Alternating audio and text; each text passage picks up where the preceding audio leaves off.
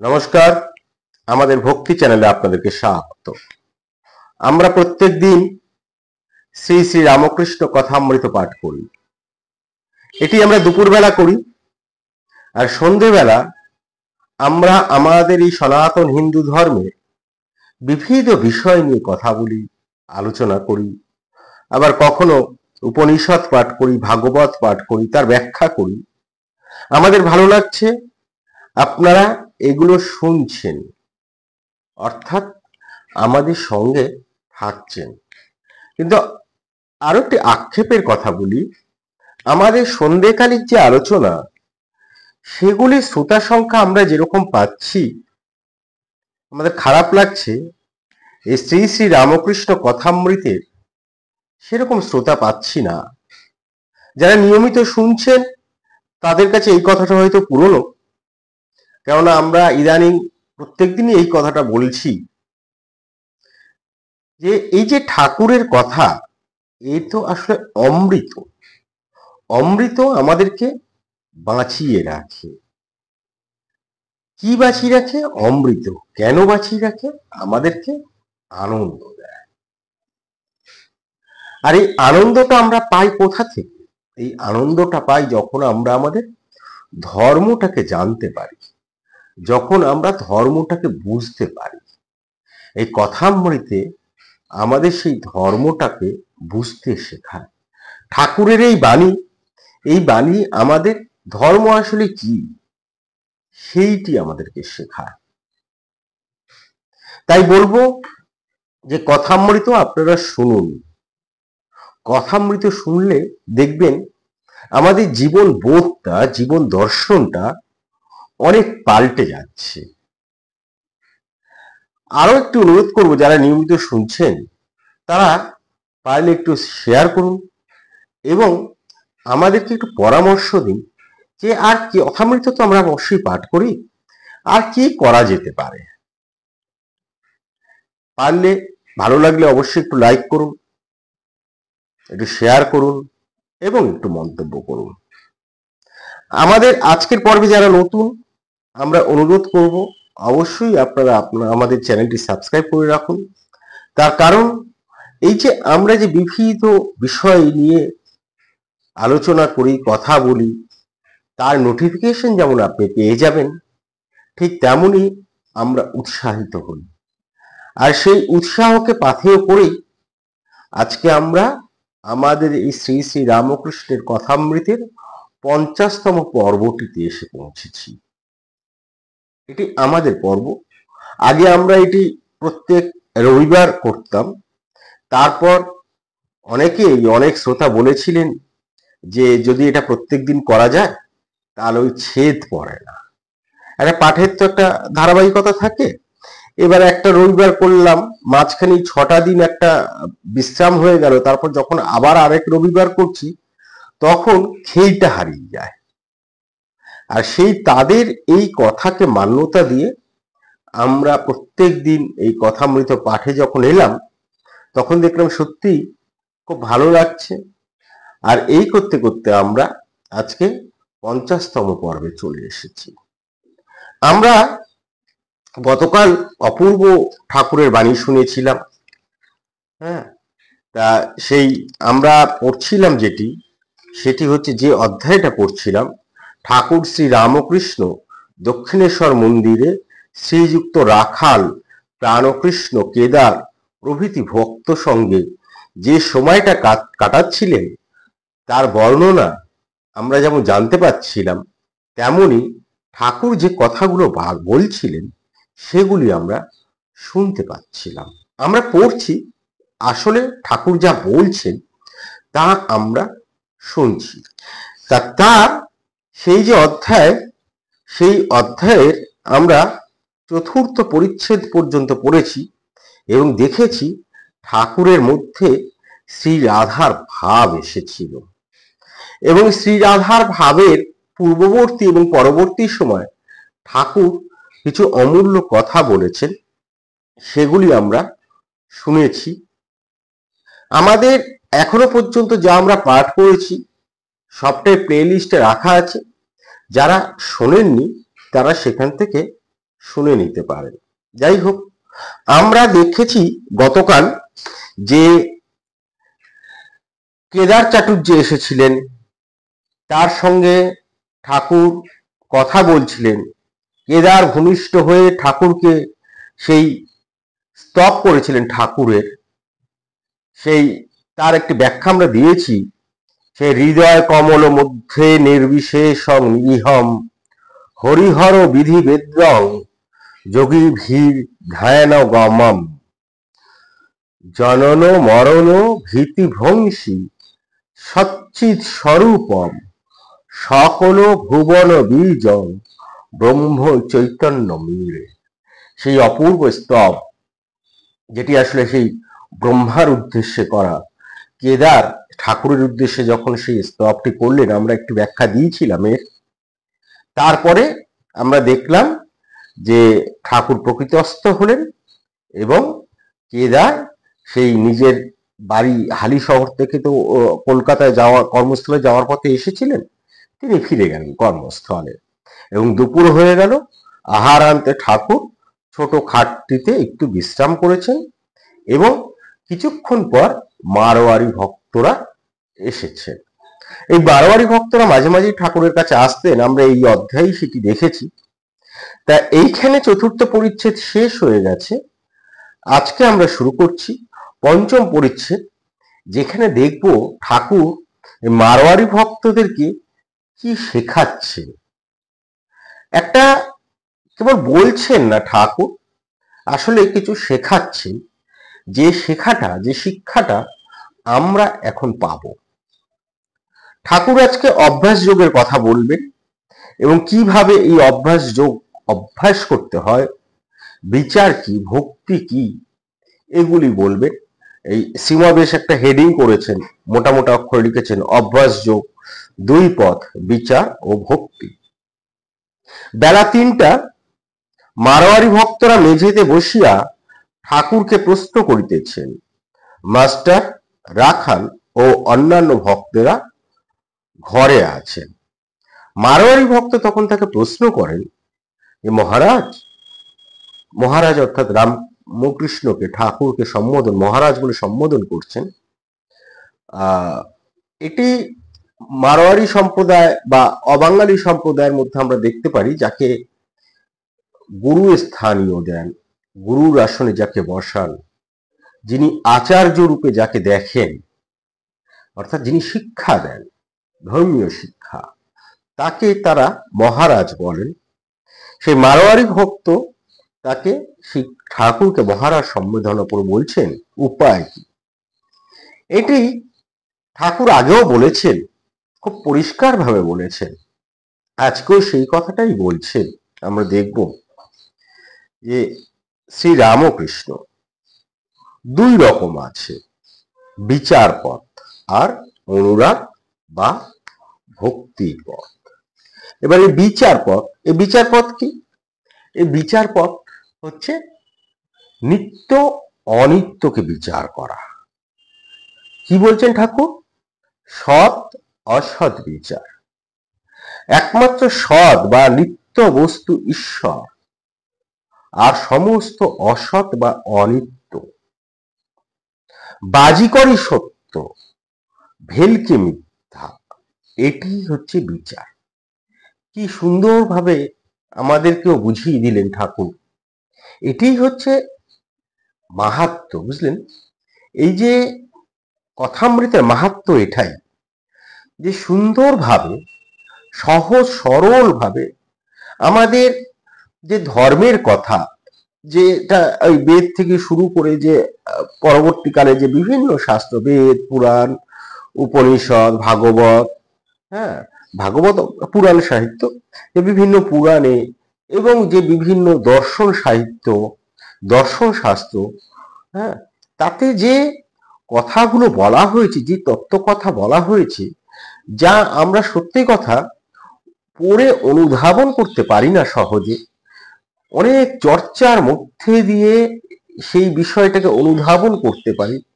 ঠাকুর কিন্তু আমাদেরকে খুব সহজ সরল ভাবে সেই কথা বুঝিয়ে দিয়েছেন। যারা আমরা গৃহী, ভক্ত, তারা তো অতটা সময় আমরা পাই না যে জ্ঞানের চর্চা করবো, আমরা ভক্তি করি।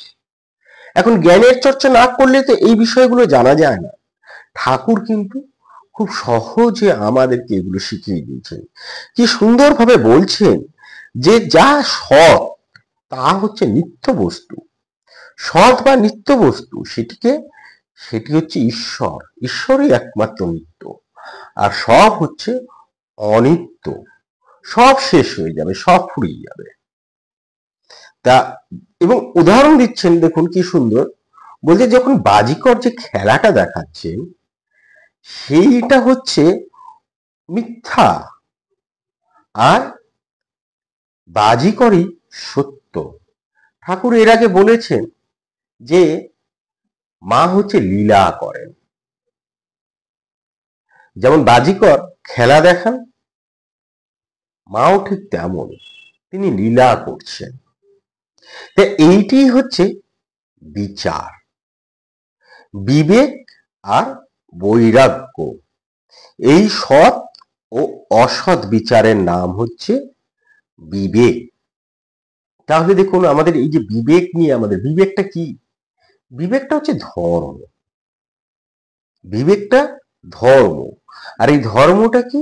যখন আমি বিচার করতে পারি কোনটি সৎ, কোনটি নিত্য, আর কোনটি অসৎ, কোনটি অনিত্য।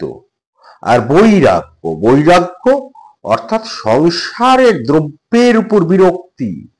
বৈরাগ্য কিন্তু ব্যাপারটা এরকম না কখনোই যে আমার মধ্যে বৈরাগ্য এসেছে অর্থাৎ আমি সব কিছু ত্যাগ করে চলে গেলাম, হ্যাঁ, সবকিছু আমাদের যে সামাজিক কর্তব্য আছে বা জীবনের যে দায়িত্ব আছে সেই যে ত্যাগ করলাম, বৈরাগ্য কিন্তু এটি না। এটি হচ্ছে কি, এর অর্থ হচ্ছে পৃথিবী থেকে বিচ্ছিন্নতা। এখন পৃথিবী থেকে বিচ্ছিন্নতা মানে কি এরকম যে পৃথিবীর বিষয়গুলি থেকে বিচ্ছিন্নতা, হ্যাঁ, পৃথিবী থেকে বিচ্ছিন্নতা না, এই যে সাংসারিক যে বিষয় সেগুলো থেকে নিজেকে বিচ্ছিন্ন করলাম। এবার ব্যাপারটা এইরকম না যে নিজেকে বিচ্ছিন্ন করলাম, আমি কোথাও চলে গেলাম, গিয়ে একা জীবন যাপন করলাম, সেটিও কিন্তু বলা হচ্ছে না। বলা হচ্ছে কি, বৈরাগ্য শব্দের মানেই হচ্ছে সংসর্গ থেকে মুক্তি, উদাসীনতা, বা এই যে জাগতিক যে বিষয়গুলি রয়েছে সেগুলি আসক্তিহীনতা। আমাদের আধ্যাত্মিক ক্ষেত্রে এই বৈরাগ্য শব্দটি খুবই ব্যবহার করা হয়, এবং যতক্ষণ না এই বৈরাগ্যটা আসছে, বৈরাগ্যটা মনের ব্যাপার, একটা মানসিক চর্চা, যতক্ষণ না বৈরাগ্যটা আসছে ততক্ষণ কিন্তু আমরা বেঁধে থাকছি সংসারের মধ্যে। এর আগেও ঠাকুর বলেছেন যে এই বৈরাগ্যটা কিভাবে আসবে, বৈরাগ্যটা প্রেমের মধ্যে দিয়ে, ভালোবাসার মধ্যে দিয়ে আসবে। সেই প্রেম, সেই ভালোবাসাটা হচ্ছে ঈশ্বরকে জানা, ঈশ্বরকে বোঝা, ঈশ্বরকে প্রতি ব্যাকুল হওয়া। এর আগেও ঠাকুর এই একই কথা বলেছেন। তা সেই বৈরাগ্য অর্থাৎ সাংসারিক যা কিছু আছে, সংসারের মধ্যে যা কিছু আছে তার উপর একটা বিরক্তি। এটি একবারে হয় না, যে কথাটা বলছিলাম যে এটি কিন্তু একবারে কখনো হবে না। ঠাকুর বলছেন কামিনী কাঞ্চন আগে মনে ত্যাগ করতে হয়, তারপর তার ইচ্ছায় মনের ত্যাগও করতে হয়, বাহিরের ত্যাগও করতে হয়। কলকাতার লোকেদের বলবার জো নাই ঈশ্বরের জন্য সব ত্যাগ করো, বলতে হয় মনে ত্যাগ করো। অর্থাৎ আমাদের তো এই যে কলিতে তো অন্নগত প্রাণ, এবং ঠাকুর বলেছিলেন বা বলেছেন যে একমাত্র ভক্তি হচ্ছে এবং সত্য পথে চলা, সত্য, এই দুটি হচ্ছে ভক্তি এবং সত্য, এই দুটি হচ্ছে কলির ধর্ম। এবার এই যে যদি এটি চর্চার মধ্যে নিয়ে আসতে পারি তাহলে কি হবে, তাহলে মনের বৈরাগ্যটা আসে। আর আমাদের এই যে ঠাকুর বলছেন কলকাতার লোক, আমরা তো অনেক ব্যস্ত কলকাতায় যারা থাকি, এখন সেই কলকাতার ঠাকুরের সময়ের কলকাতার লোকেদের যে ব্যস্ততা তা এখন গ্রামগঞ্জেও ছড়িয়ে পড়েছে। সর্বদা অন্নগত প্রাণ, অর্থাৎ দুমুঠো অন্নের জন্য ছুটে বেড়াচ্ছি, কিন্তু ছুটে আমরা বেড়াবো, বেড়াতেই হবে, না বেরিয়ে উপায় নেই। তাহলে বৈরাগ্যটা আনবো কি করে? বৈরাগ্যটা আনবো যদি সারা দিনে আমরা সব কাজ করব, কিন্তু যদি আমার মনটা ঈশ্বরে থাকে, অর্থাৎ একটু কাজ করলাম, তারপর আবার একটু ঈশ্বরকে স্মরণ করলাম, আবার একটু কাজ করলাম, আবার একটু ঈশ্বরকে স্মরণ করলাম। হ্যাঁ, তো এইটা যদি করতে পারি, এবং ঠাকুর এর আগেও বলেছেন যে নাম ও গুণ কীর্তন করতে হবে তার, এইগুলো যদি করতে পারি, তাহলে আস্তে আস্তে এই যে সংসারে যা কিছু আছে তার প্রতি একটা মোহ যেটা আছে সেটা কেটে যায়। তাহলে কি করতে হবে? ঈশ্বরের জন্য সব ত্যাগ করো আমরা কিন্তু কখনো বলতে পারি না, আমরা বলতে পারি যে মনে ত্যাগ করো। এবার এইটি সম্ভব হয় অভ্যাস যোগের দ্বারা। কামিনী কাঞ্চনে আসক্তি ত্যাগ করা যায়। গীতায় এ কথা আছে, অভ্যাস দ্বারা মনে অসাধারণ শক্তি এসে পড়ে, তখন ইন্দ্রিয় সংযম করতে, কাম ক্রোধ বশ করতে কষ্ট হয় না। এই যে বলছেন ঠাকুর যে গীতায় এই কথা আছে, কি আছে গীতায়?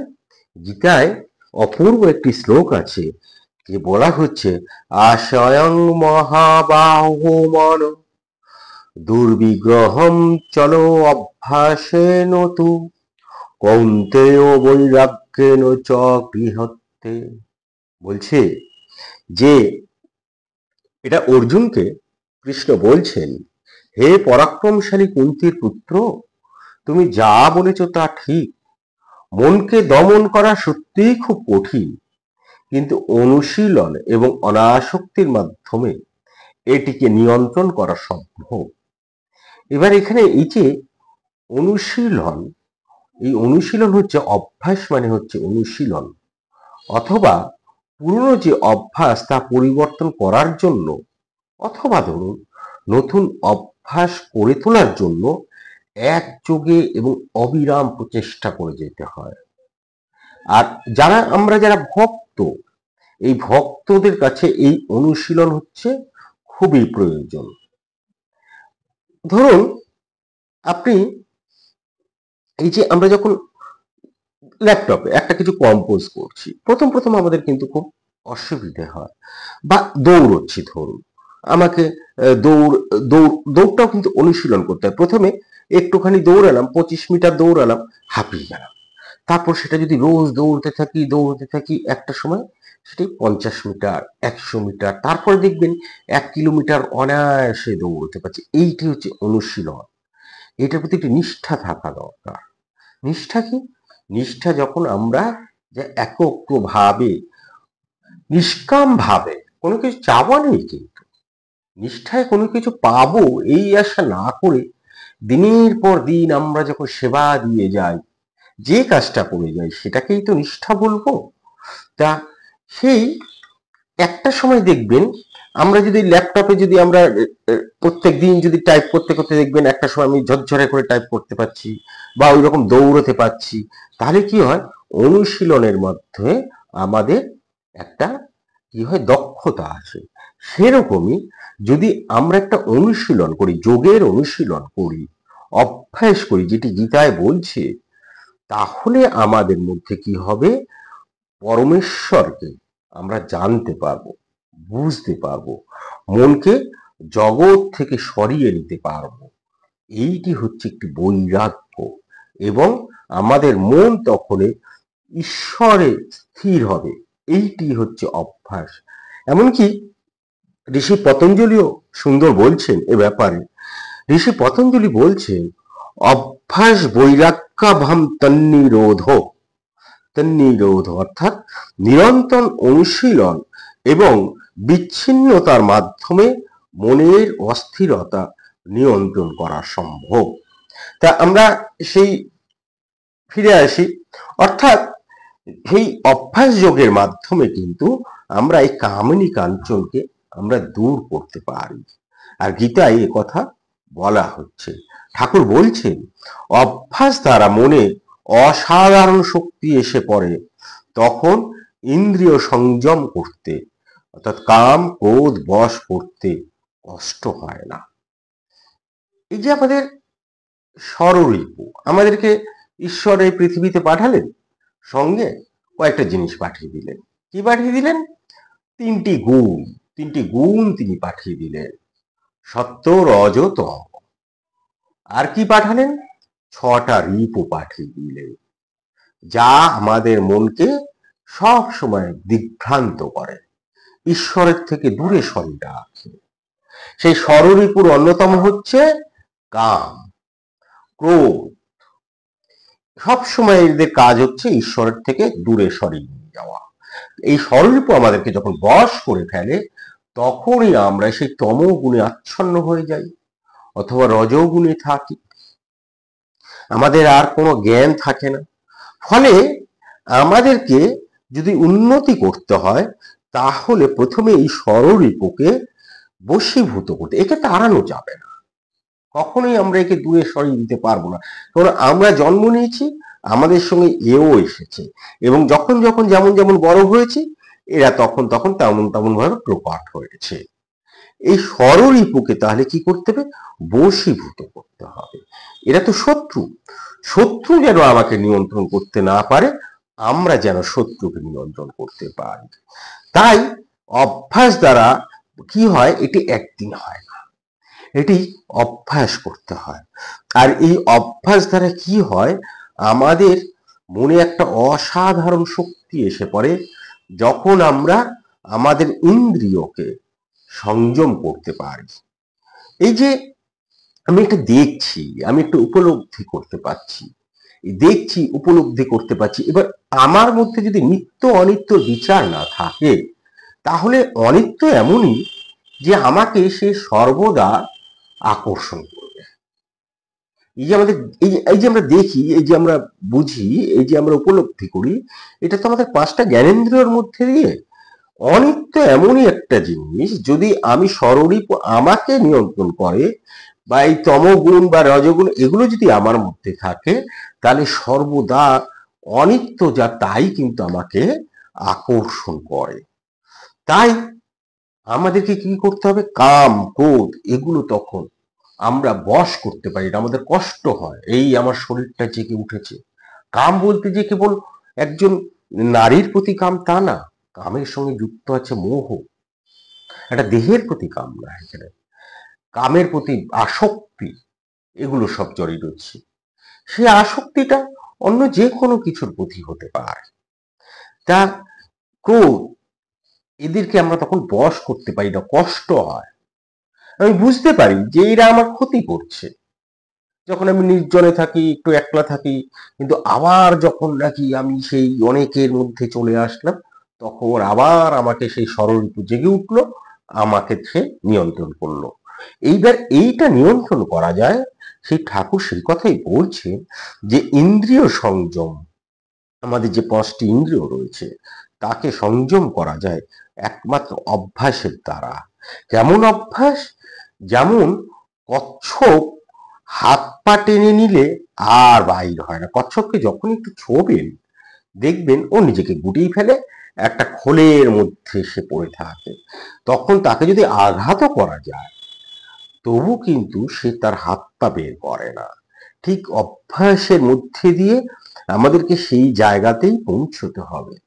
আমরা ওই রকম ভাবে নিজেদেরকে গুটিয়ে নিতে পারি, আমাদেরকে কোনো কিছুই আর যেন আঘাত করতে না পারে। অর্থাৎ পরিচয়, ওই যে ষড়রিপু, বারবার কথাটা, এই কথাটা বারবার বলি আমরা, হ্যাঁ, তা যেন আমাদেরকে আর নিয়ন্ত্রণ করতে পারে না পারে। তা মারোয়ারি ভক্ত মহারাজ 2 পদ বললেন। আরেক পদ কি? শ্রী রামকৃষ্ণ অনুরাগের বা ভক্তির পথ।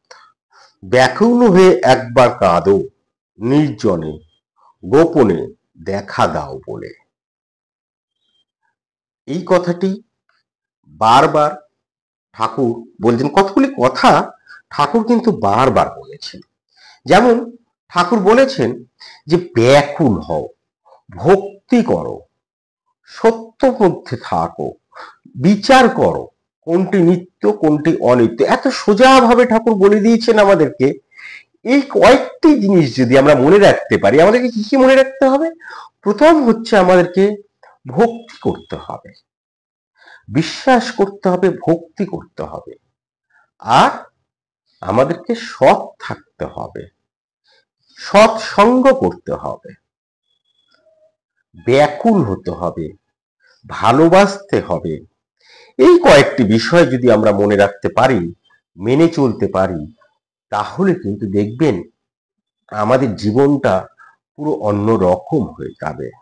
সেই ঠাকুর বলছেন যে অনুরাগের বা ভক্তির পথ, এর আগেরটিতে হলো বিচার পথ, সেই অনুরাগের বা ভক্তির পথ ব্যাকুল হয়ে যদি আমরা একবার কাঁদতে পারি নির্জনে আর গোপনে দেখা দাও বলে, তাহলেই আমরা সেই ঈশ্বরকে বুঝতে পারবো, জানতে পারবো।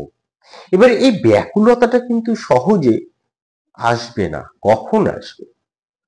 যখন আমার মধ্যে ভক্তি ভাবটা আসবে, যখন তার প্রতি, ঈশ্বরের প্রতি অনুরাগ জন্ম হবে, তখনই এইটি একমাত্র আসতে পারে।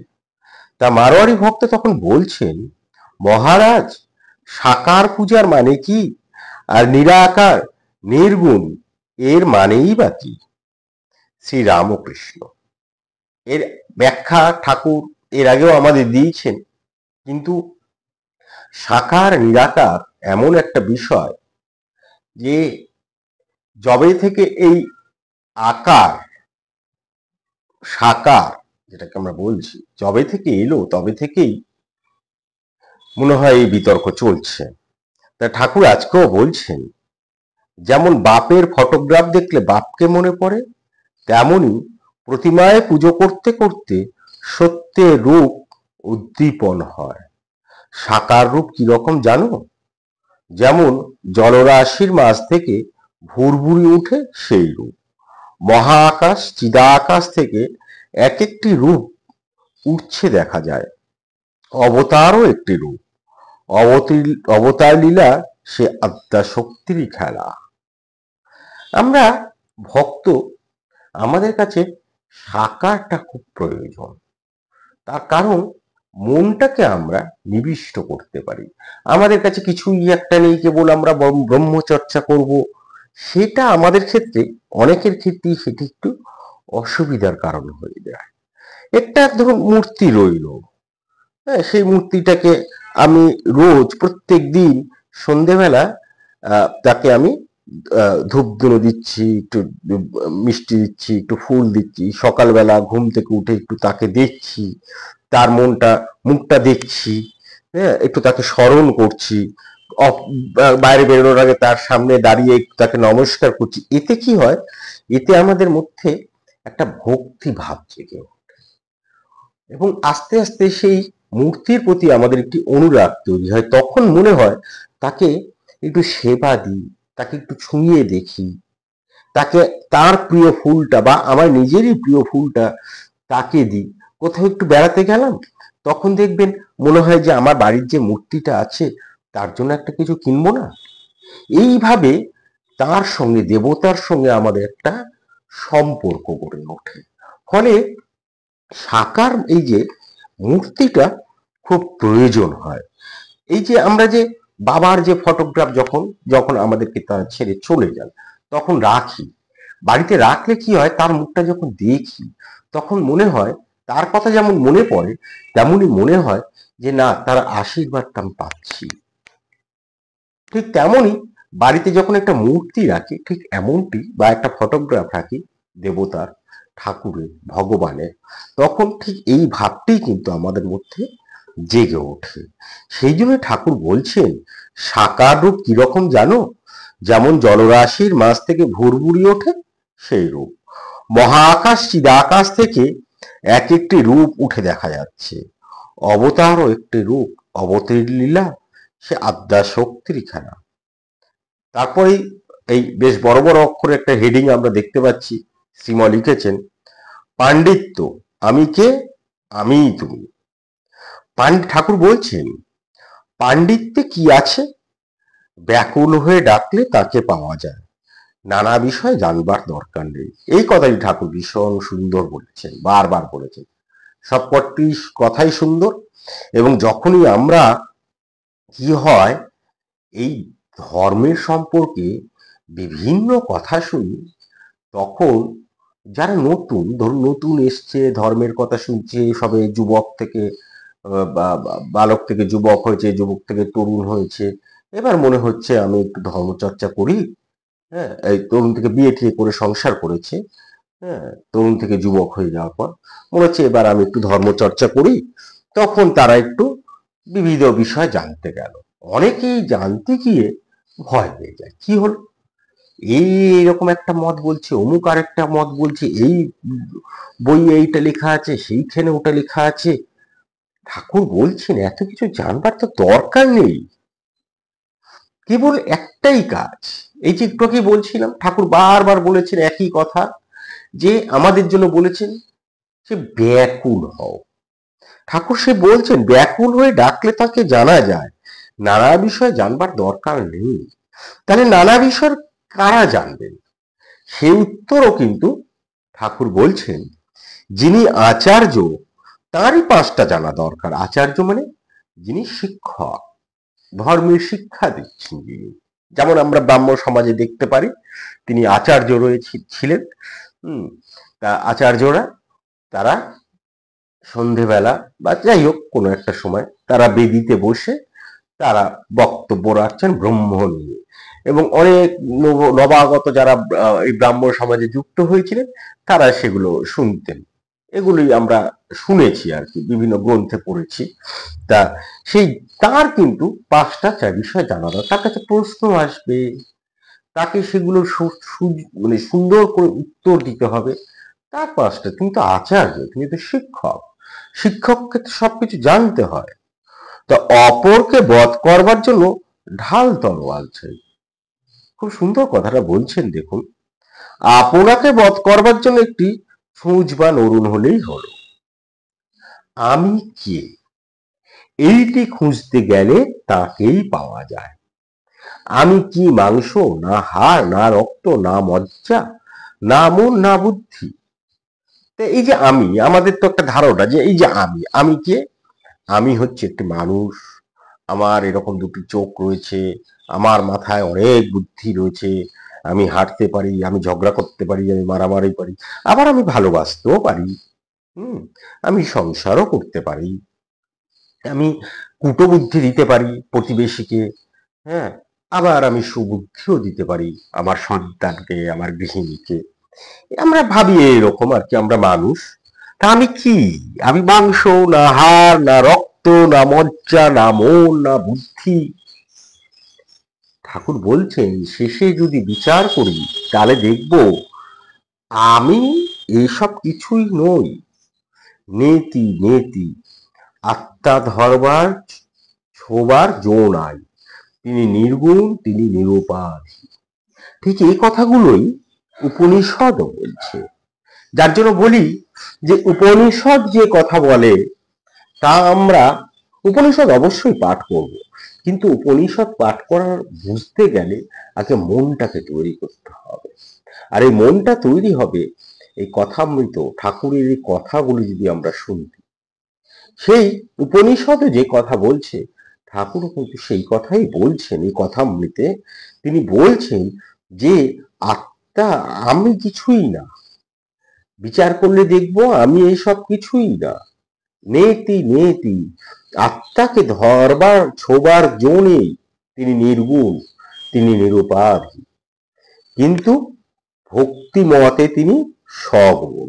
কিন্তু আত্মা তো নেই, অর্থাৎ ব্রহ্ম তো নির্গুণ। সেই সাকার নিরাকারের কথায় আবার ফিরে আসতে হয়। তারপরেও আমরা তার একটি রূপ দিচ্ছি, তার কারণ ভক্তি করি, আর এই ভক্তি মতে হচ্ছে আমাদের কাছে তিনি হচ্ছেন সগুণ। চিন্ময় শ্যাম, চিন্ময় ধাম, সবই চিন্ময়। এবার মারোয়ারি ভক্তেরা এরপরেই প্রণাম করিয়া বিদায় গ্রহণ করিলেন। দক্ষিণেশ্বরে সন্ধ্যা ও আরতি। শ্রীম খুব সুন্দর এর ব্যাখ্যা দেন, খুব সুন্দর এর বর্ণনা দেন সবকিছুর এই কথামৃতে, যেন আমরা সেই সময়টা পৌঁছে। তিনি কেন এই বর্ণনাগুলো দিয়েছেন? বর্ণনাটা এই কারণেই দিয়েছেন যাতে সেই সময়টাকে বুঝতে আমাদের অসুবিধা হয়। আর বুঝলে কি হবে? বুঝলে আমরা উপলব্ধি করতে পারবো, আমাদের মধ্যে একটা ভাবের জন্ম হবে। সেই ভাবটা হচ্ছে ঠাকুরের ভাব, অর্থাৎ ঠাকুরের মাহাত্ম্যটা তখন আমাদের বুঝতে, অমৃত কথা আমাদেরকে বুঝতে সহায়তা করবে, কারণ আমরা সেই জায়গাটা পৌঁছে যেতে পারি। এই জন্য খুব সুন্দর বর্ণনা শ্রীম দিয়েছে। দেখুন এখানে লিখছে, সন্ধ্যা বারোয়ারি ভক্তরা বিদায় নিয়েছে, এরপরে সন্ধ্যা হইল, ঠাকুর গঙ্গা দর্শন করিতেছেন, ঘরে প্রদীপ জ্বালা হইল, শ্রীরামকৃষ্ণ জগন্মাতার নাম করিতেছেন ও খাটটিতে উপবিষ্ট হইয়া তাহার চিন্তা করিতেছেন। ঠাকুর বাড়িতে এইবার আরতি হইতেছে। যাহারা এখনো পোস্তার উপর বা পঞ্চবটির মধ্যে পাদচারণা করিতেছেন, তাহারা দূর হইতে আরতির মধুর ঘণ্টা নিনাদ শুনিতেছে। জোয়ার আসিয়াছে, ভাগীরথী কুলকুল শব্দ করিয়া উত্তর বাহিনী হইতেছেন। আরতির মধুর শব্দ কুলকুল শব্দের সহিত মিশ্রিত হইয়া আরো মধুর হইয়াছে। এই সকলের মধ্যে প্রেমোন্মত্ত ঠাকুর শ্রীরামকৃষ্ণ বসিয়া আছেন। সকলই মধুর, হৃদয় মধুময়, মধু মধু মধু। এখানে এই পর্বটি বা আমাদের এই পর্বটি আজকে আমরা এখানেই শেষ করছি, সঙ্গে এই পরিচ্ছেদটিও শেষ হচ্ছে। কালকে আমরা একটি নতুন অধ্যায়ে প্রবেশ করব। ঠাকুর কালকে যাবেন বেলঘড়িয়ায় গোবিন্দ মুখোপাধ্যায়ের বাড়িতে, এবং সেখানে নরেন্দ্র প্রভৃতি ভক্ত সঙ্গে কীর্তন করছেন, এগুলি আমরা দেখব। এবং যেখানে নরেন্দ্র থাকছে, ঠাকুরের বিশেষ স্নেহধন্য, যিনি আগামী দিনে স্বামী বিবেকানন্দ হিসেবে সারা বিশ্বকে জয় করবেন, তিনি যেখানে থাকছেন সেখানকার পরিবেশই অন্যরকম হয়ে যায়। ঠাকুর আর নরেন্দ্র দুজনই উপস্থিত, ফলে আমরা কালকে দেখব সেখানকার পরিবেশ কেমন হচ্ছে, এবং সেখান থেকে ঠাকুরের মধ্যে দিয়ে আমরা আরো নতুন কি কি জেনে নিতে পারবো। অনেক কিছু কালকে আমরা জানতে পারবো। আশা করি ঠাকুরের সেই কথার মধ্যে দিয়ে আমরা পাপবাদ সম্পর্কে জানতে পারবো, আমরা শতচক্রের গান শুনে নিতে পারবো, এরকম বিভিন্ন বিষয় নিয়ে আমরা জানতে পারবো। ফলে কালকে অবশ্যই আসবেন। আমরা দেখব ঠাকুরের সঙ্গে বেলঘড়িয়ার সেই বাগান বাড়িতে, কেদারনাথ গোবিন্দ মুখোপাধ্যায়ের বাগান বাড়িতে যাব, এবং আমরাও একটু আনন্দ প্রসাদ পাবো। আজকে এই পর্যন্তই। ভালো থাকবেন, ভালো রাখবেন, নিজে আনন্দ থাকবেন, অন্যকে আনন্দিত রাখবেন, এবং একটু লাইক করুন, একটু শেয়ার করুন, একটু মন্তব্য করুন। এটা করলে কি যেন একটা বলে, ওই ইউটিউবের একটা ব্যাপার আছে, এগুলো যদি আমরা কেউ করে, কোনো একটা ওই পর্বে যদি এগুলো ঘটে, অনেকে যদি লাইক করে, শেয়ার করে, তারপর মন্তব্য করে, তাহলে ইউটিউব আরো অনেক মানুষের কাছে সেগুলোকে পৌঁছে দেয়। ফলে কি হয়, তার একটা প্রচার আর প্রসার হয়। এই কারণেই বলছি আপনাদেরকে। আর ভালো লাগলেও কেন করবেন না, আর আমাদেরকে একটু পরামর্শ দিন আরো কি করা যেতে পারে। আজকে এ পর্যন্তই। নমস্কার, ধন্যবাদ।